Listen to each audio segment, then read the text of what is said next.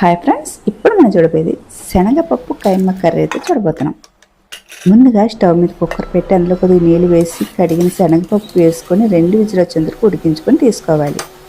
అదే కుక్కర్లో కొద్దిగా ఆయిల్ వేసుకొని ఒక్క ఉల్లిపాయ కట్ చేసుకుని వేసుకొని బాగా కలర్ వచ్చిన తర్వాత 1.5 టేబుల్ స్పూన్ అల్లం వెల్లుల్లి పేస్ట్ వేసుకొని పచ్చి వాసన పోయిన తర్వాత కట్ చేసిన కైమా వేసుకొని బాగా కలుపుకొని అందులో కట్ చేసిన టమాటా, పచ్చిమిర్చి, పసుపు, కారం, గరం మసాలా వేసి కొద్దిగా నీళ్ళు వేసుకొని కుక్కర్ మూత పెట్టేసి 5 విజిల్ వచ్చేంత వరకు ఉడికించుకోవాలి.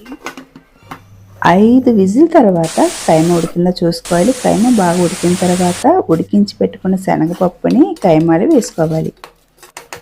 వేసాక 5 నిమిషాలకి ఉడికించుకోవాలి.